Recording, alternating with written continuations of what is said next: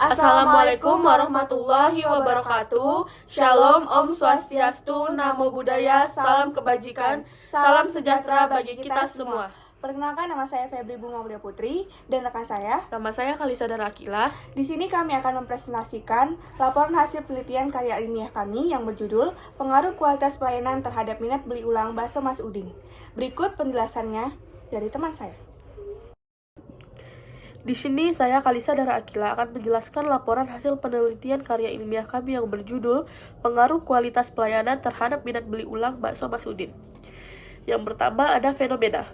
Adapun fenomena yang diteliti dari penelitian kami yaitu pengaruh kualitas pelayanan terhadap minat beli ulang dapat diperoleh dua variabel, yaitu variabel X dan Y. Untuk variabel X yaitu kualitas pelayanan, kami ambil dari teori Lupioadi dan Hamdani 2009. Mendefinisikan kualitas pelayanan sebagai seberapa jauh perbedaan antara kenyataan dan harapan pelanggan atas pelayanan yang diterima. Variabel Y kami yaitu minat beli ulang. Kami ambil dari teori Ferdinand 2014. Menjelaskan bahwa minat beli ulang merujuk pada kecondongan untuk melaksanakan transaksi pembelian berdasarkan pengalaman beli sebelumnya. Lalu yang kedua ada dimensi. Dimensi variabel kualitas pelayanan yaitu yang pertama berwujud atau tangible. Indikatornya yang pertama ada penampilan sarana fisik, keandalan fasilitas, dan lingkungan sekitar. Yang kedua ada keandalan atau reliability.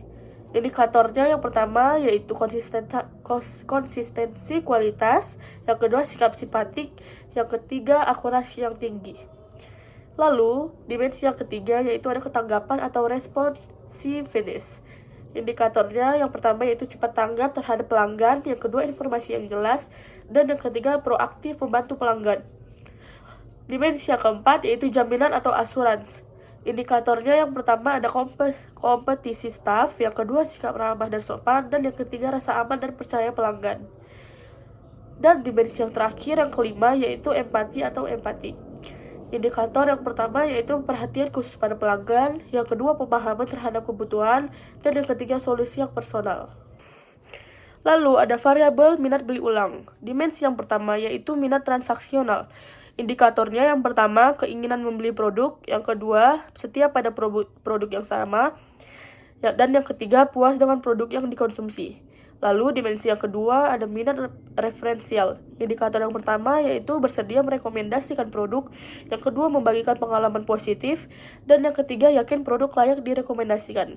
Yang ketiga minat preferensial. Indikator yang pertama yaitu menjadikan produk sebagai pilihan utama, yang kedua konsisten memilih produk, dan yang ketiga enggan mengganti produk. Lalu dimensi yang terakhir yaitu minat eksploratif. Indikator yang pertama yaitu selalu mencari informasi produk, yang kedua membandingkan dengan produk lain, dan yang ketiga mencari ulasan tentang produk. Di penelitian kami memakai dua metode. Metode yang pertama yaitu metode wawancara. Metode ini dilakukan dengan cara mewawancarai narasumber untuk memperoleh informasi yang dibutuhkan untuk penelitian. Wawancara kami dilakukan pada tanggal 19 sampai 22 Oktober 2024 di jam 14.15 sampai di jam 15.30 waktu Indonesia Barat. Narasumber dalam penelitian kami yaitu 5 orang dan biaya yang kami keluarkan sebanyak Rp8.000. Lalu yang kedua metode kuantitatif. Metode ini dilakukan dengan menganalisis data yang dikumpulkan dalam bentuk angka. Pengumpulan data dalam penelitian ini dilakukan dengan bantuan kuesioner dan untuk menganalisis data digunakan bantuan Microsoft Excel. Pengumpulan data dilakukan pada tanggal 2 sampai 12 Februari 2025. Narasumbernya ada 30 orang dan biaya yang kami keluarkan sebanyak Rp32.000. Selanjutnya kita membahas deskripsi responden. Berdasarkan hasil tabel deskripsi responden tersebut, ditemukan hasil yaitu yang pertama dari jenis kelamin. Ditemukan bahwa jenis kelamin pria sebanyak 15 orang dan wanita sebanyak 15 orang berjumlah sama dengan persentase masing-masing 50%. Lalu yang kedua dari usia. Ditemukan bahwa usia yang paling banyak adalah 17-20 tahun dengan total sebanyak 13 orang dengan persentase sebesar 43,3%. Lalu yang ketiga dari pekerjaan. Ditemukan bahwa pekerjaan yang paling banyak adalah pelajar atau mahasiswa sebanyak 15 orang dengan persentase sebesar 50%. Lalu yang keempat, dari range pendapatan atau juta. Ditemukan bahwa jumlah orang yang memiliki pendapatan 1 sampai 1,5 juta yaitu sebesar 16 orang dengan persentase sebesar 53,3%.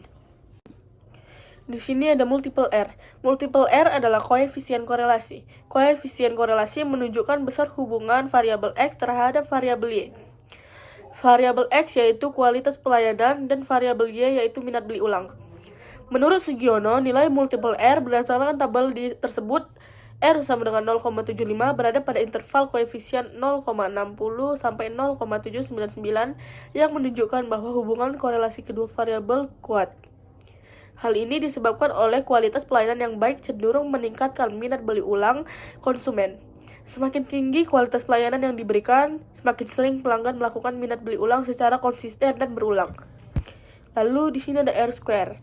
Berdasarkan R-square pada tabel tersebut, 0,56 berarti bahwa kualitas pelayanan mempengaruhi kepuasan konsumen sebesar 56%, sedangkan sisanya 44% dipengaruhi oleh faktor lain. Faktor-faktor yang mempengaruhi yaitu yang pertama ada harga. Konsumen cenderung lebih puas jika harga yang ditawarkan sesuai dengan kualitas produk.